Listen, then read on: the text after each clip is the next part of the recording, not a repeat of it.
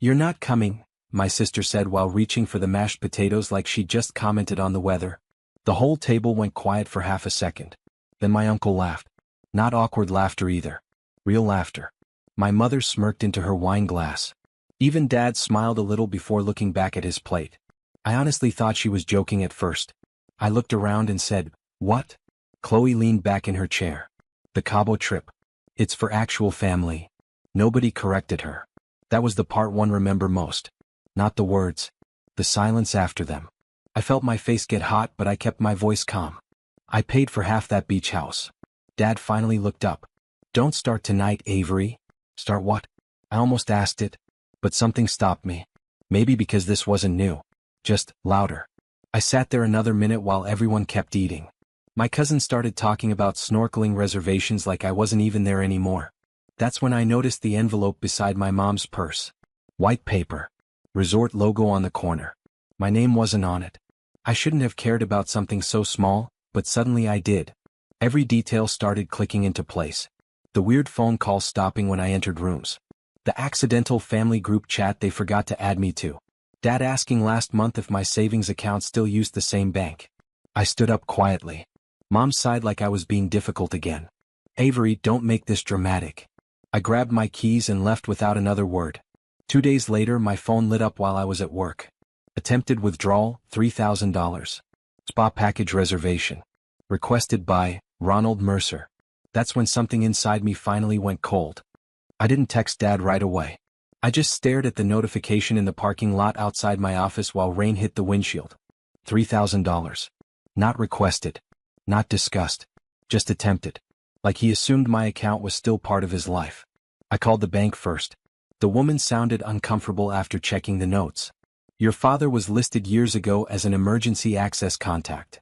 "Years ago?" I repeated. She paused. "The request was denied because you removed all secondary authorization last spring." I remember doing that after Chloe borrowed money and somehow forgot to pay it back for 11 months.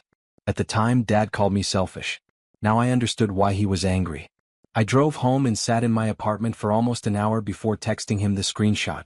Declined, real family not found. That was it. No yelling. No paragraph.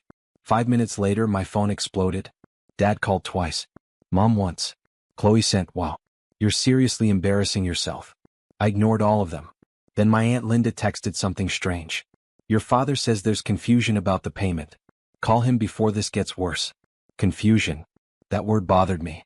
Because nobody accidentally charges a daughter $3,000 for a family vacation she wasn't invited to.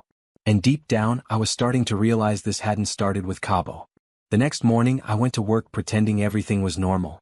Around noon, my cousin Ben called. That alone was weird. Ben never called anyone unless something was on fire. "You okay?" he asked quietly. I leaned back in my chair. "Depends who's asking."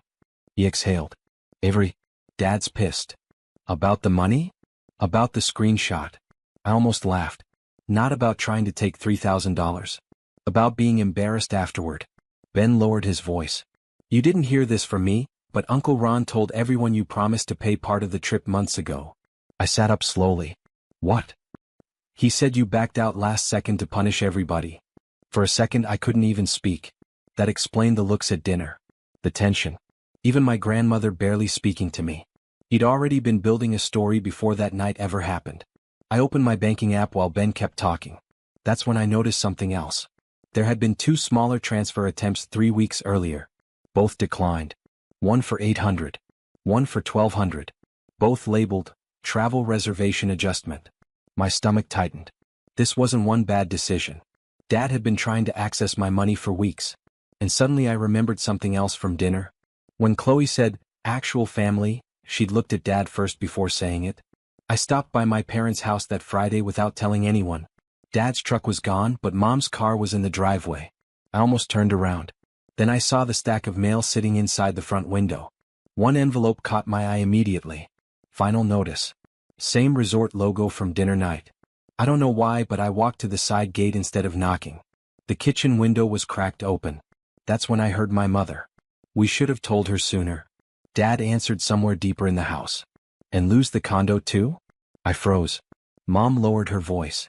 "Ron, this is getting dangerous." She owes us after everything we spent raising her. I felt sick hearing that. Not angry yet. Just cold. Dad kept talking. Once the Cabo property deal closes, we pay off the cards, refinance, and nobody says a word. Then Chloe laughed. Actually laughed. She still thinks she's part owner. Part owner. I stopped breathing for a second. 3 years earlier, Dad convinced me to invest in what he called a family retirement property. I put in almost all my savings after selling my condo. The paperwork was supposed to come later. It never did. And standing outside that kitchen window, I finally understood why. There was no family investment. There never had been. I wasn't helping them. I was funding them. I didn't storm into the house. That's what they would have expected. Instead, I got back in my car and drove straight to the bank. Then I spent the entire weekend quietly collecting everything I should have asked for years ago.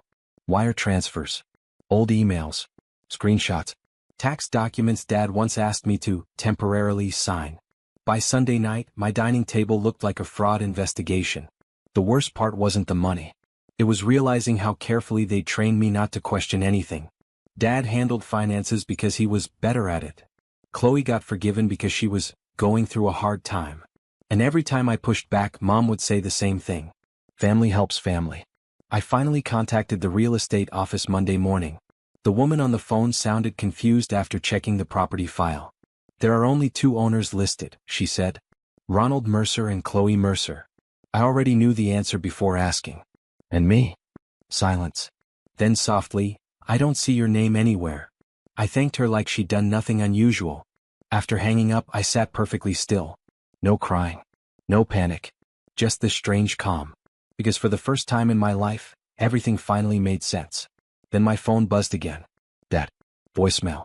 Avery, we need to discuss your attitude before Cabo. Not the missing money.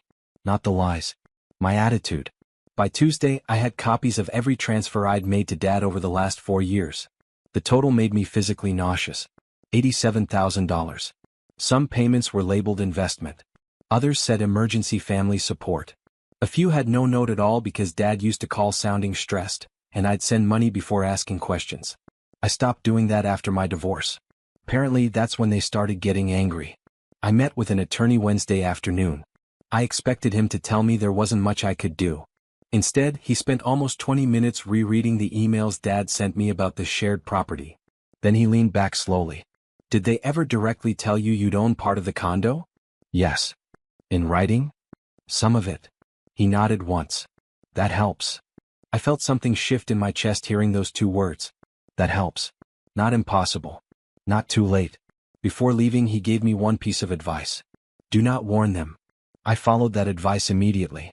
That same night, Dad posted family vacation photos online before they'd even left for Cabo. Matching outfits. Beach captions. Blessed to spend time with the people who matter most. Chloe commented 3 heart emojis underneath. I saved every screenshot. Then Thursday morning, my lawyer filed an emergency injunction against the condo sale. 3 hours later, Dad finally called sounding scared. I answered on the 4th ring. Dad didn't even say hello. What the hell did you do? I stayed calm. You'll need to be more specific. The condo deal froze this morning. I could hear airport noise behind him. Voices. Rolling suitcases. Good. Buyers backed out, he snapped. They're saying there's a legal dispute now. There is. For a second he said nothing. Then came the version of my father I grew up with. Cold. Sure. Controlled. You're making a massive mistake, Avery. No, I said quietly. I made one 3 years ago. He started talking fast after that. How they always intended to work things out. How Chloe needed stability. How Mom's health bills put pressure on everyone. Every excuse except the truth. Finally I interrupted him. You told people I abandoned the family. You embarrassed us. I almost laughed at that word again. While he was still talking, another call came through on my screen. My lawyer. I switched over. The buyer's attorney had requested copies of all financial communications connected to the property. Everything. Emails. Transfers. Messages. Dad didn't know it yet, but the sale investigation was about to expose far more than one fake investment. And by that evening, my Aunt Linda posted something unexpected in the family group chat. I think Avery deserves an apology from all of us. 3 days after the Cabo trip collapsed, my parents came back early. Not because they wanted to.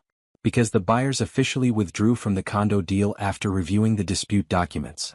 That was the moment everything cracked open. Turns out Dad had used the property as collateral more than once without telling anyone. There were unpaid balances tied to it. Loans Chloe knew about. Missing tax payments. The investigation spread fast through the family. People who ignored me suddenly wanted both sides. I didn't bother explaining anymore. The evidence explained itself. Mom called crying one night, saying Dad never told her how bad things had gotten. Maybe that was true. Maybe it wasn't. At some point I stopped trying to untangle who knew what. Dad called once more after the lawyers got involved. His voice sounded older. Avery, after everything, you're really doing this to your family? I looked around my apartment while he waited for an answer. Quiet home. Paid bills. Then I thought about that dinner table. The laughter. The silence after Chloe said I wasn't real family. And honestly, that moment hurt worse than the money ever did. So I answered him calmly. No, Dad. I'm finally stopping you from doing it to me. I hung up after that.